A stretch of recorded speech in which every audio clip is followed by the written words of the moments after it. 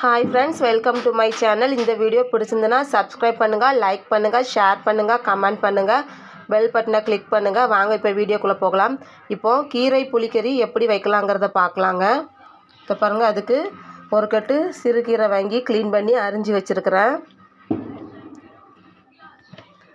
ஒரு அரைமுறி தேங்காய், இது அரைக்கிறதுக்கு அரைமுறி தேங்காய் பாருங்க। ஒரு வெங்காயம், பெரிய வெங்காயத்தில் ஒரு பெரிய வெங்காயத்தில் பாதி வெங்காயம் வந்து அரைக்கிறதுக்கு, பாதி வெங்காயம் தாளிக்கிறதுக்கு நறுக்கி வச்சுருக்கிறேன்।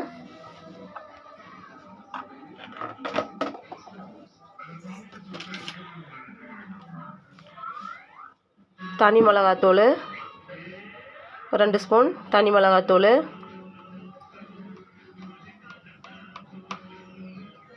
கால் ஸ்பூன் மஞ்சள் தூள்,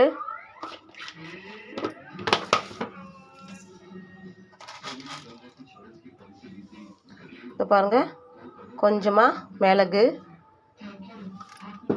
இதை அரைச்சி நம்ம எடுத்துகிட்டு வந்துக்கலாம்। இப்போ பாருங்கள் ஃப்ரெண்ட்ஸ், கொஞ்சமாக புளி ஊற போட்டு வச்சுருக்கிறேன்। இப்போ தேங்காய் அரைச்சிட்டு வந்துடலாம்। இந்த பாருங்கள் ஃப்ரெண்ட்ஸ், இந்த மாதிரி நைஸாக அரைச்சி எடுத்துக்கோங்க। இப்போது எப்படி குழம்பு வைக்கிறதுன்னு பார்க்கலாம்। இப்போ பாருங்கள் ஃப்ரெண்ட்ஸ், அடுப்பில் ஒரு கடாய் வச்சு அது காஞ்சதும் நம்ம தாளிக்கிறதுக்கு தேவையான அளவு எண்ணெய் ஊற்றிக்கலாம்।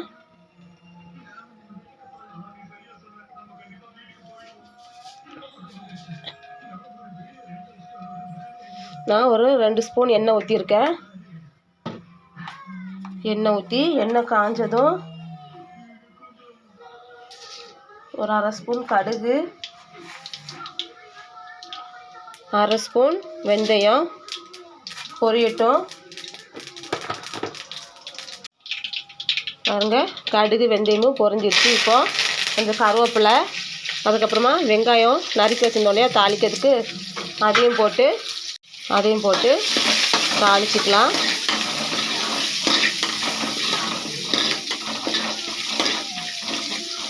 தாளிச்சிக்கிட்டு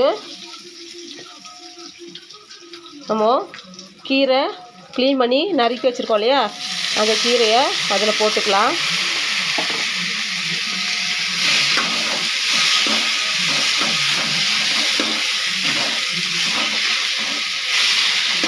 போட்டு கொஞ்சமாக தண்ணி விட்டுக்கலாம், நிறைய வேணாம், கொஞ்சமாக இந்த கீரை வேகிற அளவுக்கு கொஞ்சமாக தண்ணி விட்டுக்கலாம்।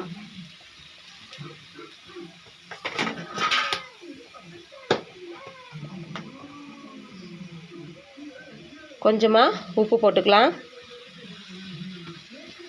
கீரை வேகட்டும்।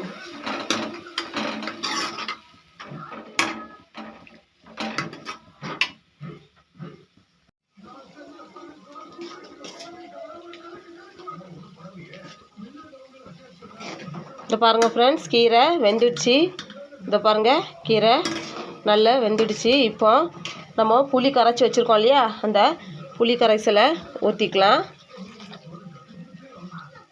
ஊற்றிட்டு நம்ம அரைச்சி வச்சுருக்க கலவையும் அதில் போட்டுக்கலாம்।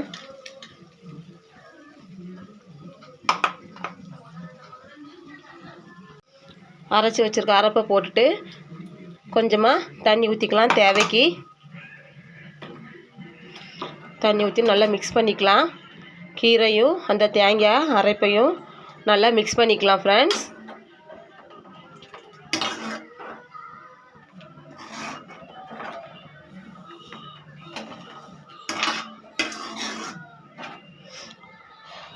ரொம்ப தண்ணியாக இருக்கக்கூடாது பாருங்கள், இந்த அளவு இருக்கணும்। ரொம்ப தண்ணியாக இருந்தால் குழம்பு நல்லா இருக்காது, மீடியமாக இருக்கணும்। இந்த பாருங்கள், இந்த மாதிரி மீடியமாக இருக்கணும்। இப்போ தேவைக்கு உப்பு போட்டுக்கலாம்। நம்ம கீரை அவியும் போது கொஞ்சம் உப்பு போட்டிருக்கோம், அதனால் உப்பு கொஞ்சம் பார்த்து போட்டுக்கோங்க।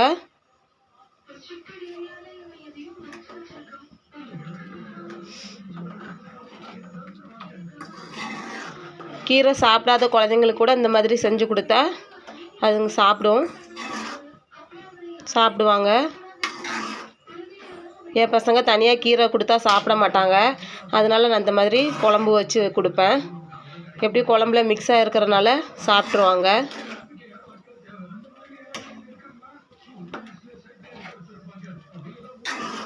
இப்போ குழம்பு கொதிக்கட்டும். ரொம்ப கொதிக்க வேணாம், ஏன்னா ரொம்ப கொதிச்சதுன்னா நம்ம கீரை போட்டிருக்கோம் இல்லையா, அதனால் குழம்பு ரொம்ப கடுத்துரும். அதனால் ரொம்ப கொதிக்க வேணாம், கொஞ்சமாக கொதிச்சா போதும். ஒரு 2 கொதி 3 கொதி வந்தால் போதும், ரொம்ப கொதிக்க வைக்க வேணாம். ஏன்னா கீரை போட்டிருக்கனால குழம்பு வந்து கடுத்துரும். புளிக்கறியை வந்து ரொம்ப கொதிக்க வைக்க மாட்டாங்க.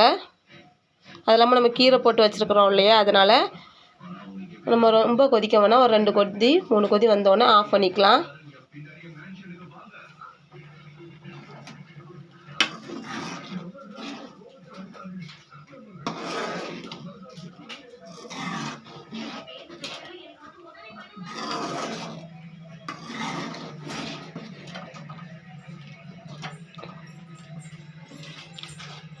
உங்களுக்கு காரம் பத்தலைன்னா நீங்கள் இன்னும் கொஞ்சம் கூட காரம் சேர்த்துக்கலாம். உங்களுக்கு தேவைக்கு ஏற்ற மாதிரி சேர்த்துக்கலாம்.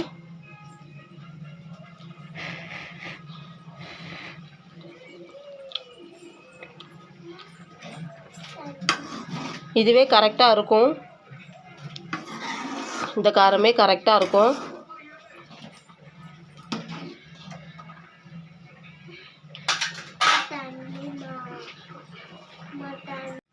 அவ்வளோதான் ஃப்ரெண்ட்ஸ், குழம்பு கொதிச்சிடுச்சு. இந்த ஸ்டேஜில் நம்ம அடுப்பை ஆஃப் பண்ணிக்கலாம். இப்போ பாருங்கள், இந்த மாதிரி தான் இருக்கணும். இப்போ பாருங்கள், இந்த மாதிரி தான் இருக்கணும்.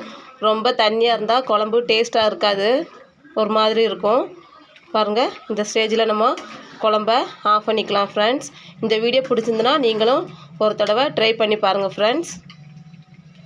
கீரை சாப்பிடாத குழந்தைங்க கூட இந்த மாதிரி குழம்புல போட்டு கொடுத்தோன்னா சாப்பிடுவாங்க. உங்களுக்கு பிடிச்சிருந்தா நீங்களும் ட்ரை பண்ணி பாருங்கள் ஃப்ரெண்ட்ஸ். அவ்வளோதான், அடுப்பு ஆஃப் பண்ணிக்கலாம்.